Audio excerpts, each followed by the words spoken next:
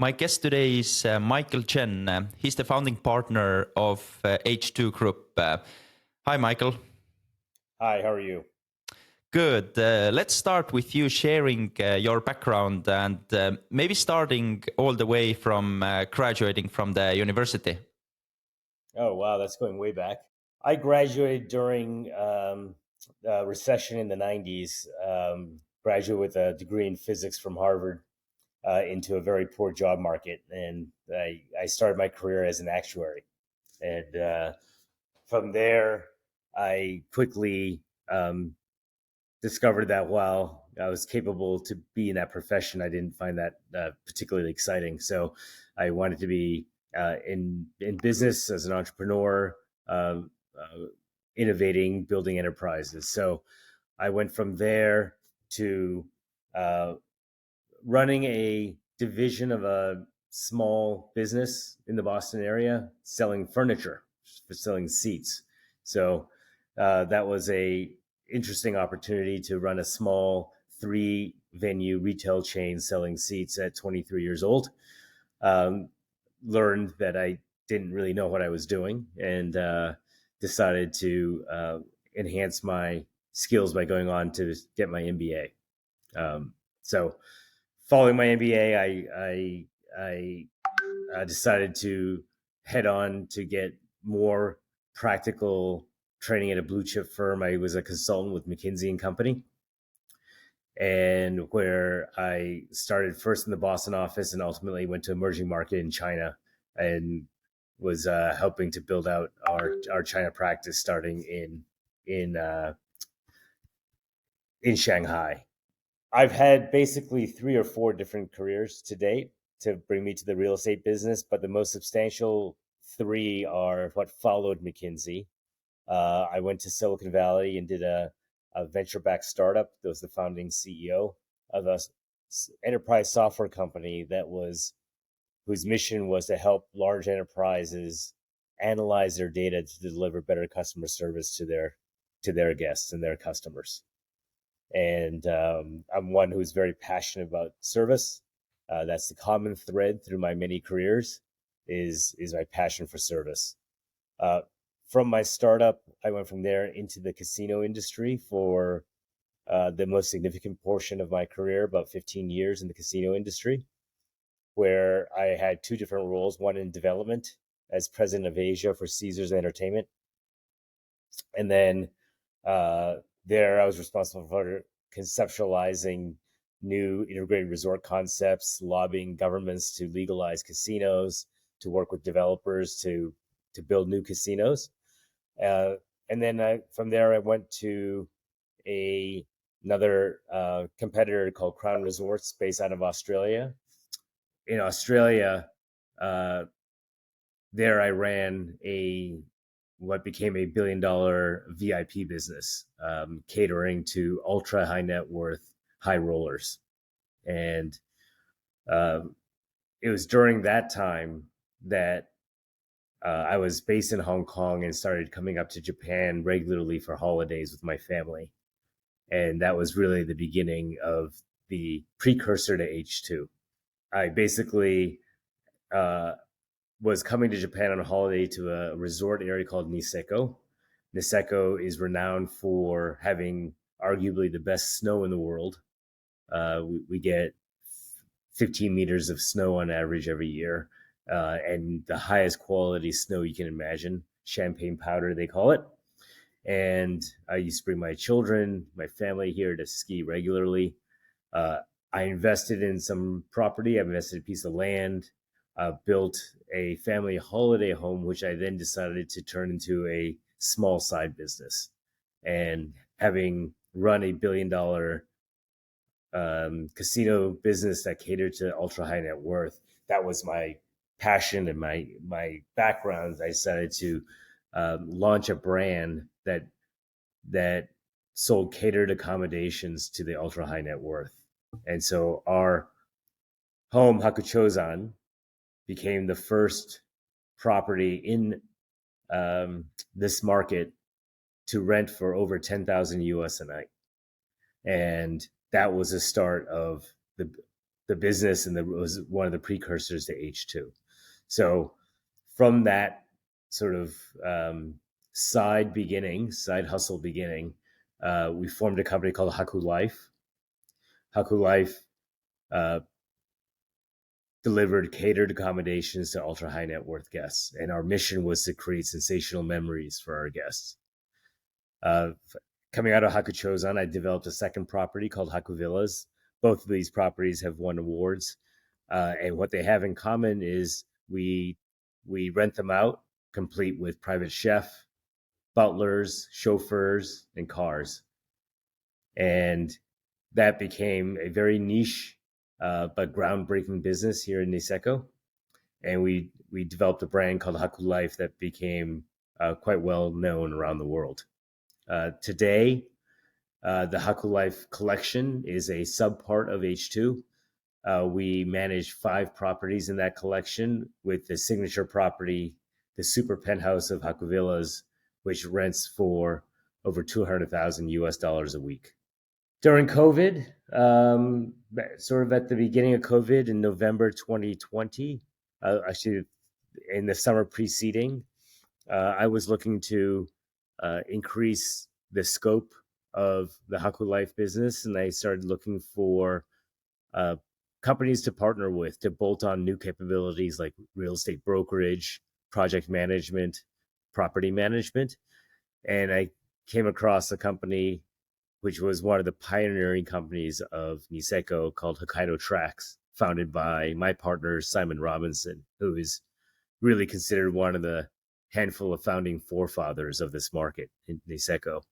And after many months of discussion, getting to know each other, we thought it was going to be a great idea to combine our companies to attack the post-COVID world and to have what we called a lifestyle real estate platform. And in November 2020, we merged our companies to form H2. And that's how H2 came about. So H2 is a lifestyle real estate business, which has hospitality. We manage over 175 properties across different quality tiers, with the HakuLife collection being the top tier. And we deliver hospitality services, marketing, reservations, concierge services. We do property management. We help investors and vacation homeowners build properties. And we have a real estate brokerage called H2 Christie's International Real Estate. And that's the same Christie's as the auction house, 250-year-old brand. So we are a big believer in quality, in creating sensational memories for our guests and our clients via really special brands. And our 3 core brands are H2, HakuLife for the hospitality, for the high-end hospitality, and our Christie's International Real Estate. So that's what brings us today. That's what H2 is about. We feel like we're in a very good position here in Niseko. We're also in Furano and also in Sapporo. We have a terrific foundation from which to grow for the next decade and beyond. That was a fascinating overview, and what a fascinating career it has been so far. Maybe we can go a few steps back. You mentioned having 3 to 4 different careers, one running an enterprise software VC-backed business, then casino industry, then Crown Resorts. Can we maybe going back to this enterprise software? What did you learn, and how was the process, and why did you decide to move from this to the casino industry?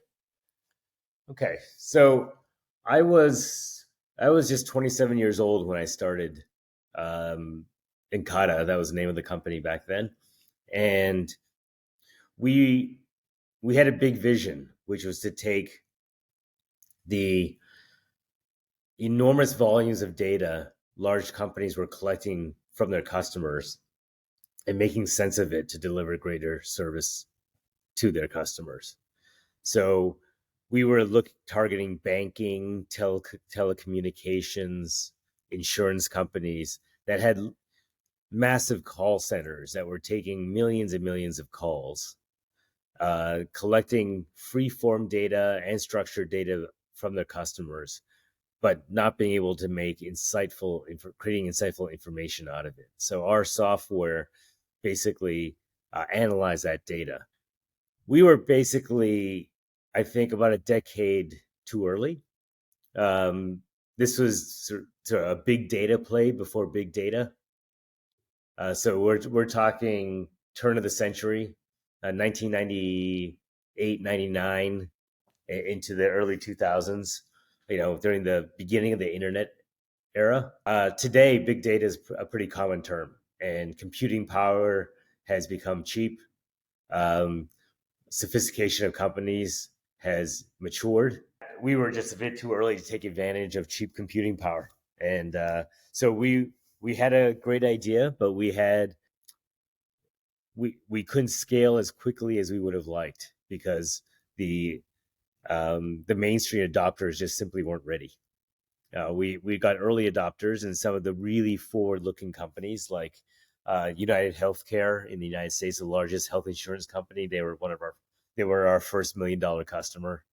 Some of the companies like that were early adopters of our software, and they really benefited from the software, but we just couldn't scale fast enough.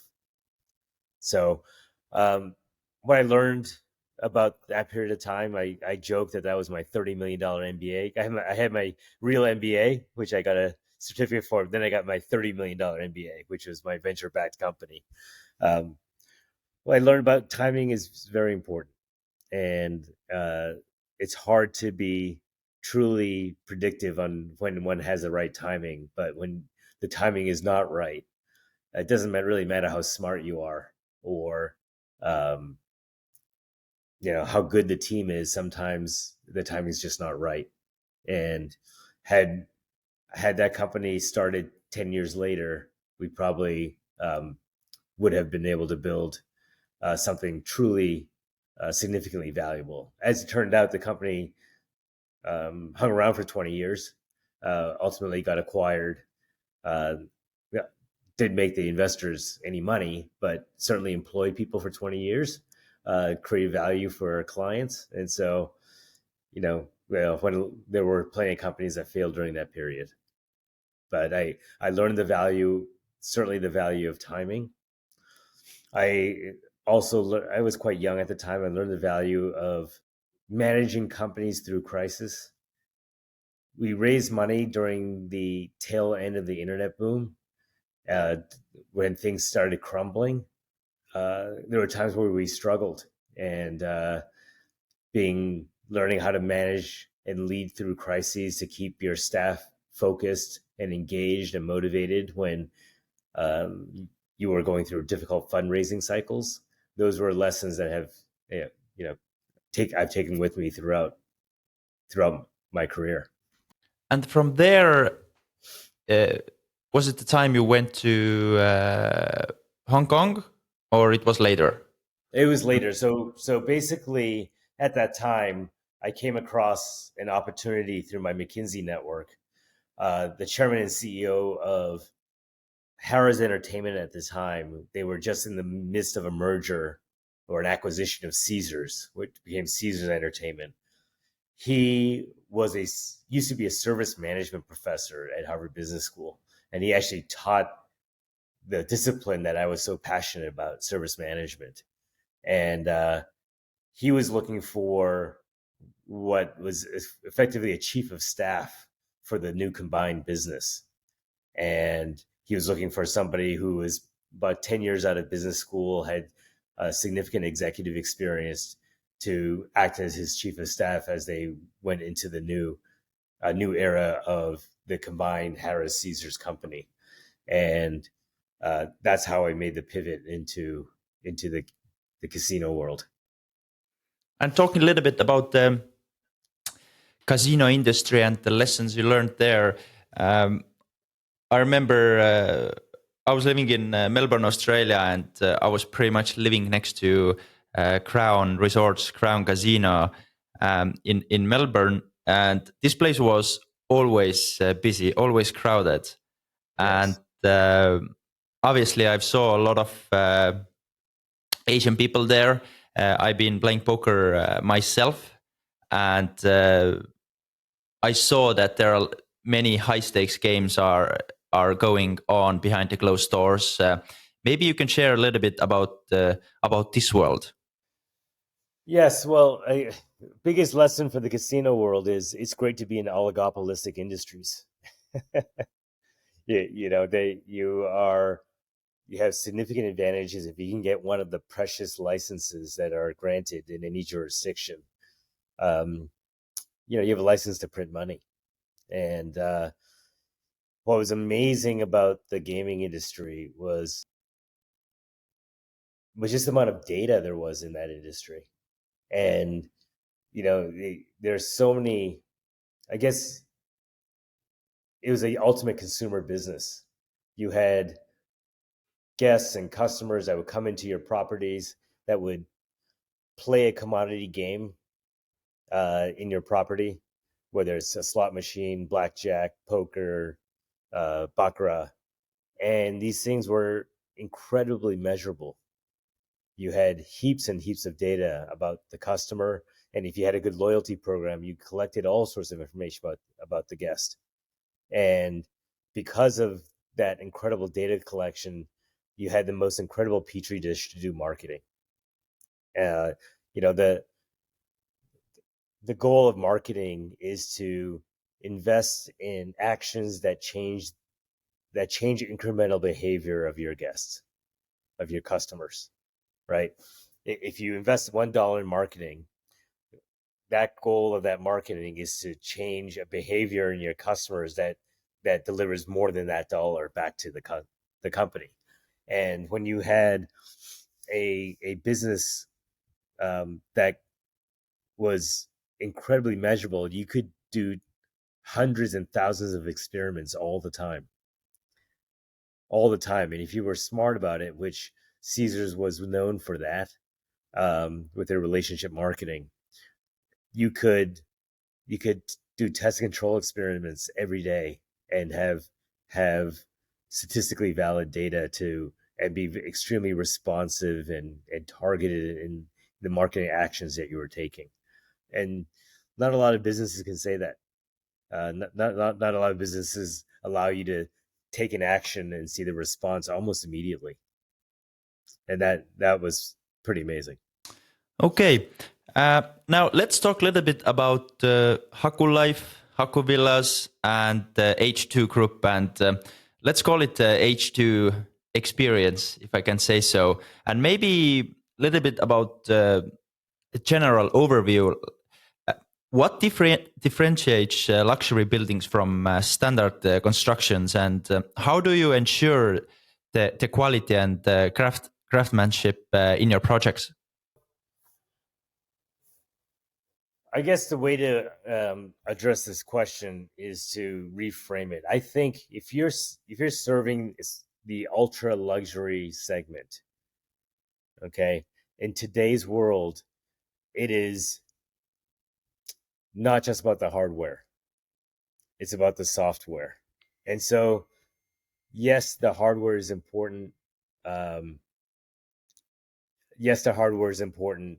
Yes, you want to make sure, to your question, you want to make sure the quality is good. And from a construction perspective, it's really about having the detailed orientation, the team, the processes in place that allow really detailed inspection. Well, it starts with the design process and the concept design in terms of thinking through the guest experience and details about every part of the design. It just has to be well conceived, and then all the way through the execution and construction. So these types of things are critically important to making sure the hardware meets a certain standard. But at the end of the day, in some ways, having something that feels luxurious is easier to achieve on the hardware side than on the software side. The software side is about the people, the service delivery, the guest experience. And that's what money is. Money can't buy. Most of the ultra high net worth guests these days, they can go buy a nice car, they can buy a nice yacht, they can buy a private jet, and these things are, at the end of the day, not that differentiated. But special experiences are hard to get, and that's what increasingly people want to buy. So you'll see in maturing and developed nations, the ultra rich start to migrate away from buying LV bags, and I mean they still buy those things, but they become less flashy and more seeking experiences. And that's what living the Haku life, living the H2 life is all about. Is using real estate as a platform to achieve one's experiential aspirations, and to a combination of real estate and service delivery. And so when you take a product like HakuVillas and take our penthouse that rents for 30,000, 31,000 US a night, and say, well, wow, what sort of product? Are the tables made out of gold? No, they're not. They're not. And is it the most luxurious property in the world? No, certainly not. But it fetches there's probably only 5 properties in the world I can rent for 30,000 a night. And we do, because the service is exquisite, and the attention to detail, the amount of thought we put in curating a guest visit, managing that visit, making sure all their needs are attended to and anticipated in advance. We're very high touch, and high service in a way that's in the way the guest wants to be served, and that just requires a lot of sensitivity, a lot of attention to detail, and it's very hard to deliver that level, and that's what's different. And as we think about the broader H2 platform, what we want to do is use the sort of the passion and ethic and attention to detail that is conceived of in the HakuLife collection, and trickle down those things that we can afford to deliver for the other service tiers, so that we are differentiated in the other service tiers. Does that make sense? Yeah, it makes total sense. And you mentioned getting this feeling and the experience people are getting. Last week, I went to an island in Europe, Ibiza, and there is a nightclub called Ushuaia, and it's open from 5 p.m. to 11 p.m. And we stayed there for like 4 or 5 nights on the island Ibiza, and every evening you have in Ushuaia like one of the best DJ in the world. I think on Monday it has like David Guetta, Tuesday it has Calvin Harris, Wednesday Martin Garrix, and it's all about the experience and the feeling. It's warm, and there is a special VIP tables, and seeing the people there, they don't really care about the price of the bottle service, about the price of the table. They're just enjoying, and it's just about the feeling and experience. And I believe that's pretty much the same when it comes to renting out villas and penthouses. I think that's right. I mean, at the end of the day, you can't get certain experiences simply by saying you want to spend the money. In other words, finding that right operator that can deliver that exquisite experience is very hard. It's quite rare, and it's hard. No matter how much money you have, you can't. It's not easy to go into any particular destination and say, "I just want this special experience." Tell your PA to just go buy it. It's not like going to a mall and you can just find it. And so, but when an operator can deliver that, word gets around pretty quickly that experience can be achieved in a particular destination. And that's so we know it's hard, and that's why we think it's something quite special to be able to do it. And we as we built this brand from scratch, we have been singularly focused on our mission, which is to deliver sensational memories, to create sensational memories for our guests. And that's a pretty high standard, because creation is an active thing. It's not a passive thing. Sensational means it's not ordinary. And a memory means it's going to last a long time.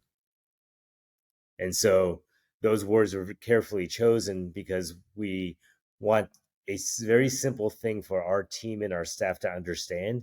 Because as the co-CEO, I can't be in every customer and guest interaction. I can't be on the floor when there's an opportunity to create a sensational memory or not. But what I do want is every one of my colleagues in H2, when faced with a situation to go left or go right, they choose the one. They use their own judgment and choose the one that they think will create the sensational memory for the guest. It's an empowering mission.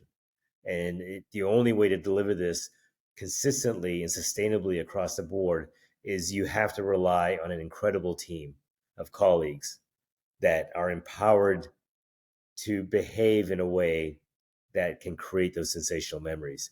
They can't run up to me every time to say, can I do this, boss? Or can I, am I allowed to do this? They need to be instantly able to make decisions across the board in every situation. It could be 2:00 in the morning. The guests might still be up, entertaining their guests, and something happens.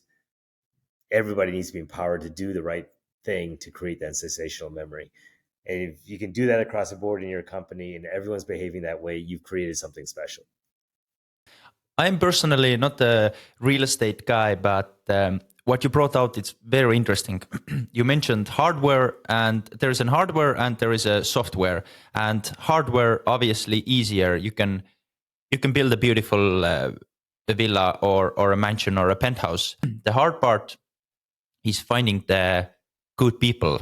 And I believe the same works in other industries. For example, in manufacturing, you can buy this expensive CNC machine, but often the problem is finding the best talent who's gonna use this machine on day-to-day basis. So how is it with HakuLife and H2 Group? How do you find these people you were mentioning that, and how's the process of hiring? It's a real challenge, for sure. However, there are actually lots of people who have chosen lives and professions to be in the hospitality industry. And hospitality industry is one of those things that if you really want to be in it, you really got to be passionate about it, because guess what? The basic parts of the job, one would say, may not be that attractive. It's not typically not very high pay. You're working on holidays. So why would you choose a job where you have to work on the holidays when everyone else is holidaying and you don't get paid that well? Well, the answer is because people who go into it are really passionate about service. So obviously looking at the pools of that talent is where we start, at the top hospitality schools, at the top hospitality brands. We recruit a lot from the top 5-star hotel companies like the Four Seasons, the Ritz-Carlton, Aman Resorts, those people like that, from the top hospitality schools like in Lausanne, in Lyon, some of these top hospitality schools we recruit from as well. And that is where we start. We try not to hire people who are not from hospitality and try and turn them into hospitality, because there's a self-selection process. And then we do a lot of training, because what we're doing at this level is just a bit different. And until we build enough depth and in our company, in our team, currently I still get quite involved in it to convey the passion, the mission, to instill the energy, the motivation, the drive, and the idea, the concept. So a lot of the training concepts for what we teach here in the HakuLife collection at H2 is stuff that is a representation of what I was hoping to create. So I've created a lot of that training and the concepts, the core frameworks for how do you, for example, create a mood for a guest. Well, there's a framework behind that. There's some tools and techniques and strategies behind that. So we teach all those. We do role playing. We do repetition, and that's really hands-on. And I think a lot of the frontline staff, which tends to be junior or limited years of experience, they need their leaders to hear from their leaders to truly understand how committed the leaders are to delivering to this bar. Only then do the teams know how important it is. And so I'm still quite personally involved in the training, and I will be for the foreseeable future. But as we groom more leaders in our company, our young company, there will be more people at middle and senior levels of management that understand understand the mission, understand the frameworks, and can do more of the role that I've been doing during our startup years. You're mentioning role play, and as a lifelong salesperson, role play is very common. But more interesting, what you mentioned, creating the right mood. This is something I'm pretty much hearing for the first time. Maybe you can shortly explain how you do it and how you guys are doing that. And obviously, you don't need to give out all the secrets. If someone wants to see it in real life, they should book one of your properties.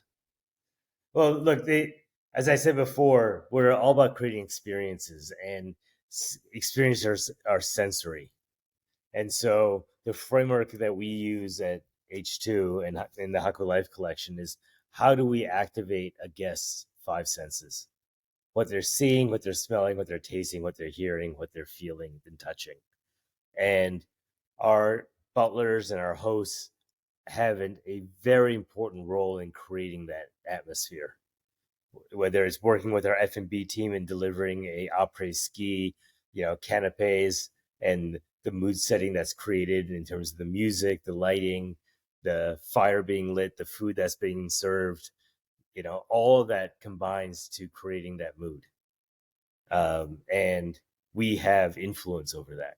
We can create the mood. It's like being a great host. If you're hosting a dinner party, which most listeners will probably have done at some point in their lives, host a dinner party for friends, and as a host, most people feel like, oh wow, I want everyone to have a great time, right? So how do I create that so that on a consistent basis, guests under my watch are having the most amazing time in their lives? They're having sensational memories. And how do you create that? So we provide frameworks and tools and processes and methodologies to help our butler staff and our F&B staff create those sensational memories. Role playing, just to give you an example, during downtimes, we will work with our teams to keep pushing the envelope. We may have just had a great season, gotten great reviews from our guests, but we're just not satisfied with that. The question is, how do we make it even better? So one of the really fun exercises we did a couple seasons ago, at the end of the season, we took 2 weeks where I had all of the chefs innovate new menus. And I said, I wanted each chef to innovate a formal fine dining menu, one casual menu, and then working with the butler staff, come up with the storytelling, the service delivery. And then we had dinners every night for 2 weeks where we role played, and different colleagues and staff would be guests, and chefs got to try on their new dishes, story tell the new dishes. The butler team got to present in conjunction with the F&B team, present those dishes. And that whole experience is not just a food presentation, it's the verbal presentation by the wait staff, by the butler staff, how they introduce the dishes, what they talk about, what they say. And the mood that they create in the environment. And then we rated it, gave feedback, and then the best ones we actually implemented and became part of our permanent menu. So those are the types of things that are just sort of disciplined approaches to continuous improvement, which you need to do. I mean, at the end of the day,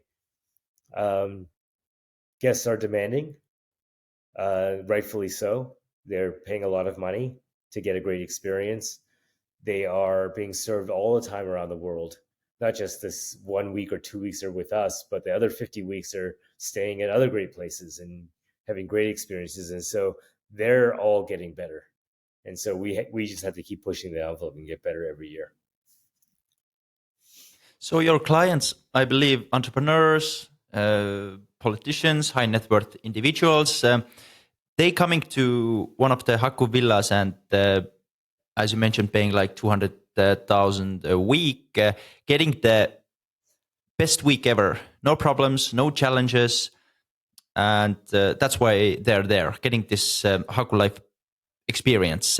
But talking about challenges on your side as a business owner, the luxury real estate market can be influenced by economic problems on day-to-day basis.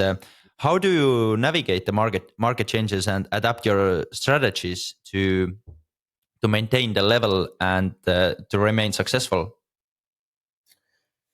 It's very challenging, especially big crises like the global financial crisis, COVID, even Fukushima a few years ago. Those types of black swan events are very challenging to manage through. The way we've managed through it is really twofold to our strategy. One is having complementary businesses, some that are stable through these crises. So for example, property management. Property management provides a stable level of income. People need to have their properties managed, whether it's boom or bust time. The bills need to be paid. Lawns need to be mowed. Buildings need to be maintained. And so those types of things allow us to scale down the more economically sensitive businesses where we may have to scale down resources. We have some base of business that is consistent. So that's one thing that we've done. The other thing we've done has been pretty aggressive and decisive in making necessary changes to either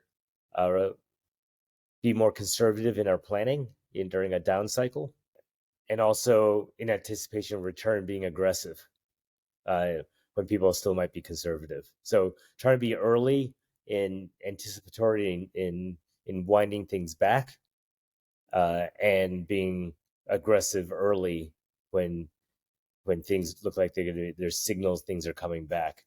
All the while being very mindful that this is a people business, and paying real strong attention to the colleagues in the company when things have to be, when belts need to be tightened. We're doing that collectively as much as possible across the board, being empathetic towards our staff and the difficult times everyone's going through.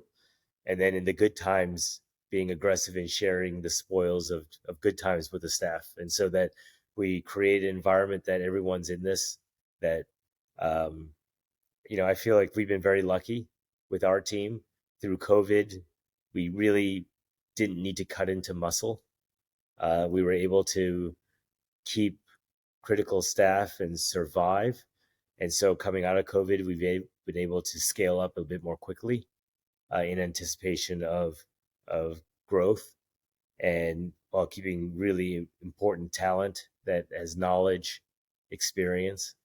So it's a combination of things. These things are quite tricky. There's no simple formula. You have to be pretty nuanced. You have to be listening, flexible, resilient. And most importantly, I think you have to be compassionate. again, as I said, it's a people business. We rely on the team. Our success, we're only as successful as our team. It's a cliche, but it's very true, especially when you're delivering high-end hospitality throughout the board. Real estate, real estate's a very cyclical business, and when you have a black swan thing like COVID, investors can't come in to look at property.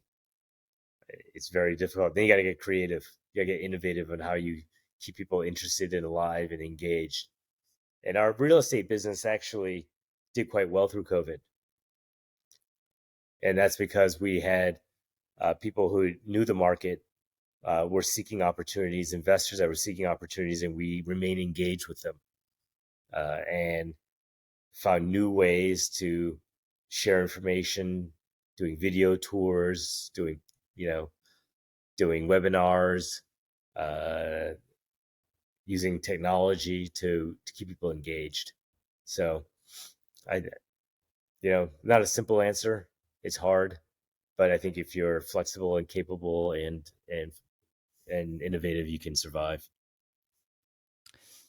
Have you had any clients who stayed at one of your properties later ask from you, could they invest on a H2 group level?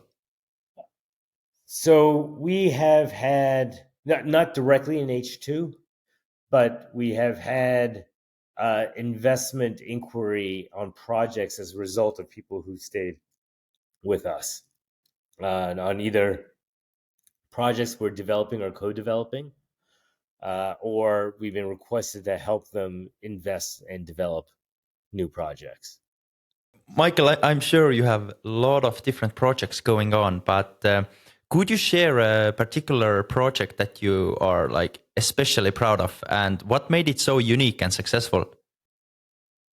I guess HakuVillas is one that I'm particularly proud of. I mean, the whole HakuLife collection is really just 2 buildings at the moment, but it's something that I'm proud of because it is a reflection of my passion.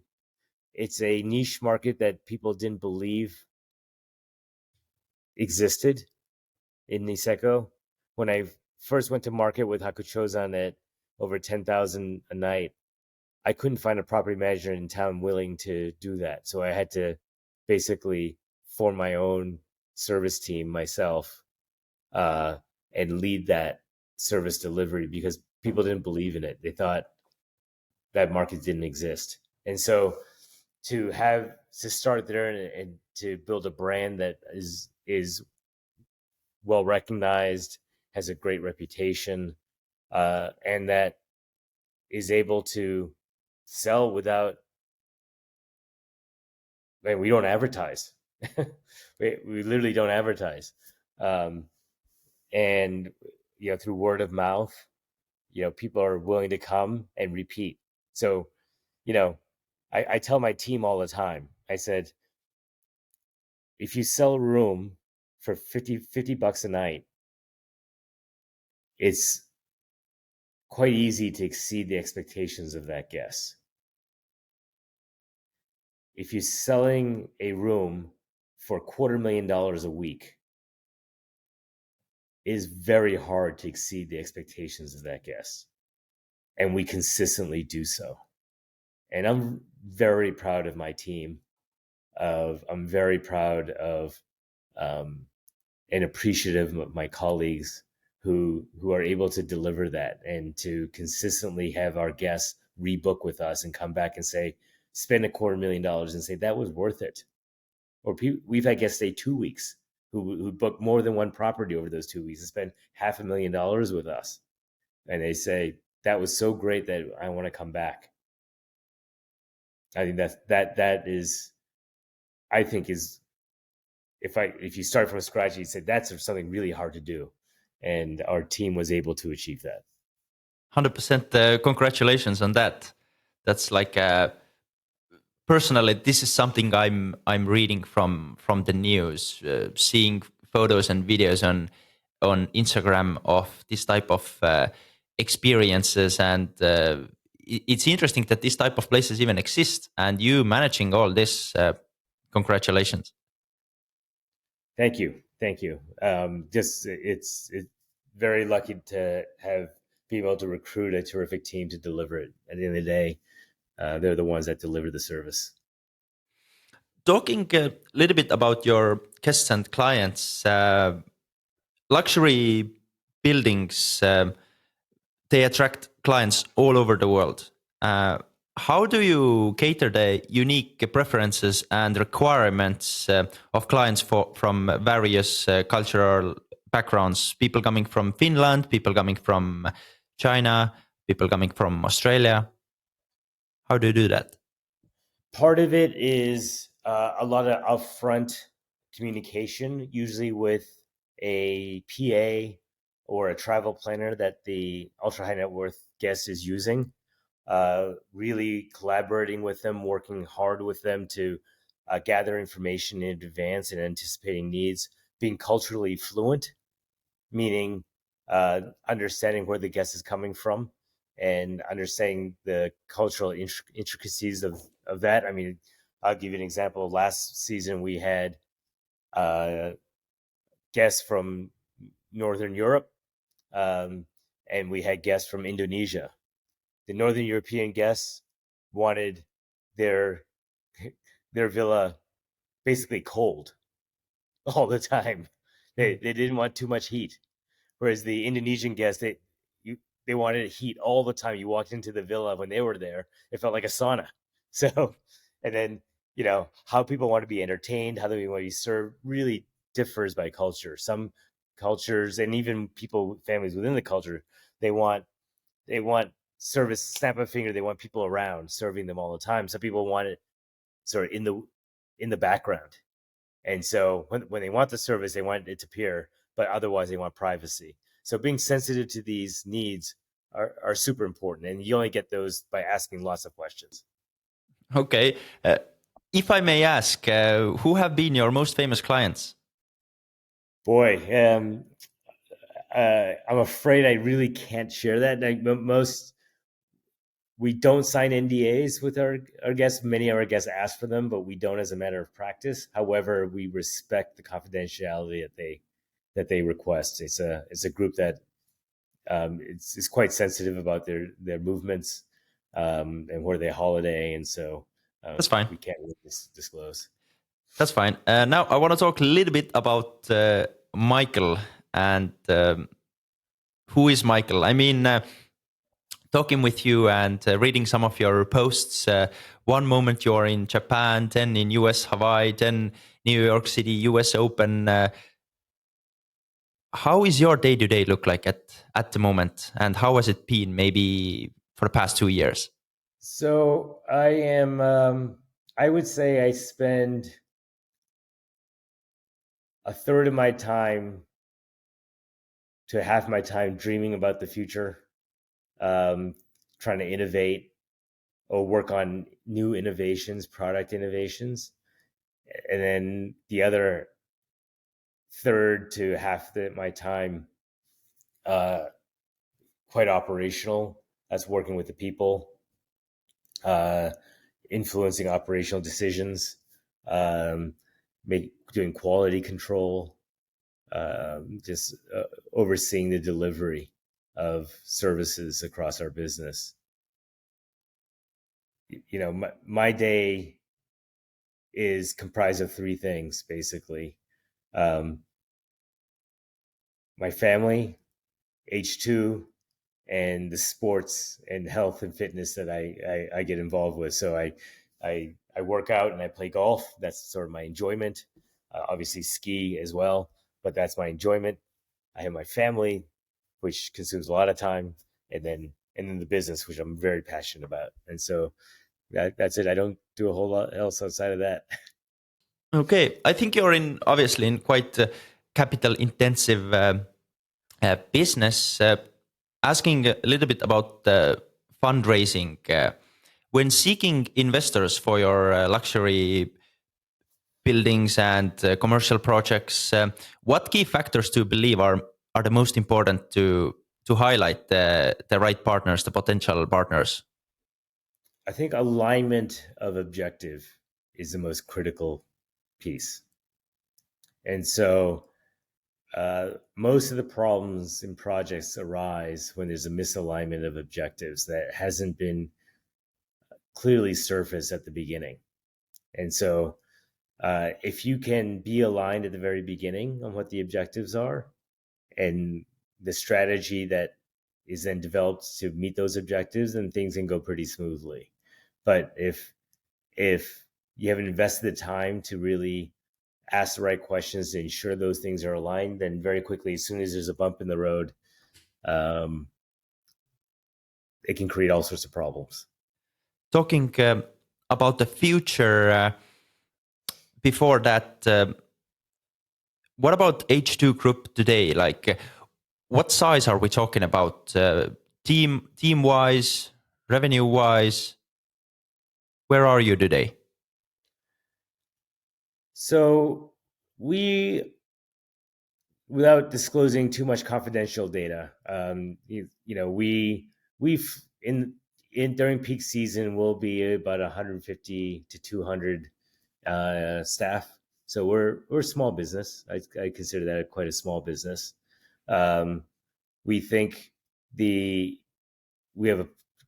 definitely have the bones, the talent, the brands to be triple in size in 5 years. Certainly double to triple in size in 5 years. If we continue to focus on continuous improvement, on delivering on our mission. We're in markets that are very fluid, that are currently very attractive for foreign investors. Japan is seen as a stable economy, as a good place to invest for real estate.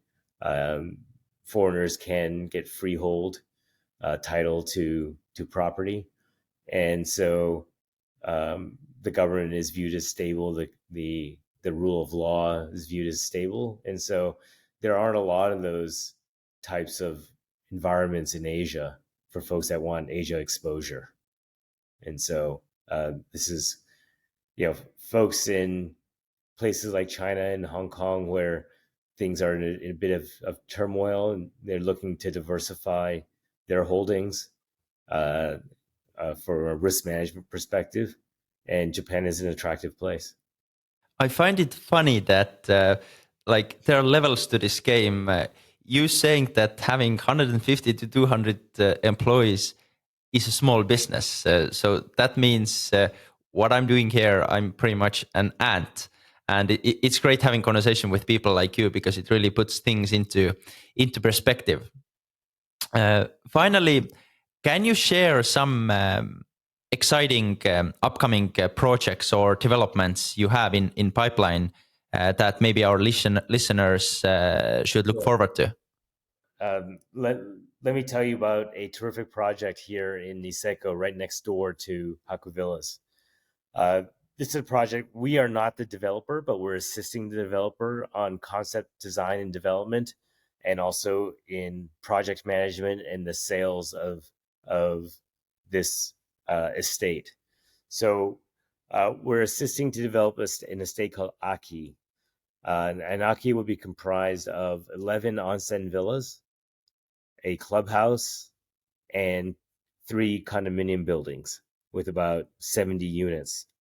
The 11 villas all have Japanese hot spring onsen in them, much like HakuVillas, and they will all be in the HakuLife collection, so all catered properties. And so at completion, we will have the largest footprint of catered properties in Asia, certainly in North Asia, and definitely in ski markets. And so that's a very exciting project. The quality is quite high. The location is terrific. And the project is called Aki. Perfect. Last question. Where can people find you, Michael? Geographically in the world?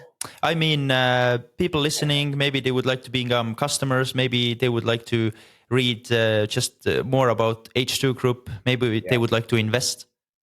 Best is just go to our website, www.h2group.com. Our hospitality website is www.h2life.com. You can get to that from the main website. And then for the HakuLife collection, which you can reach through the main website as well.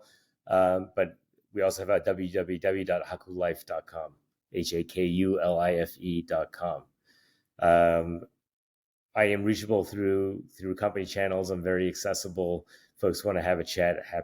Always happy to meet new people. Perfect. I know you have to go, so thank you very much, Michael, for doing this, and have a great one. Thank you. Take care now.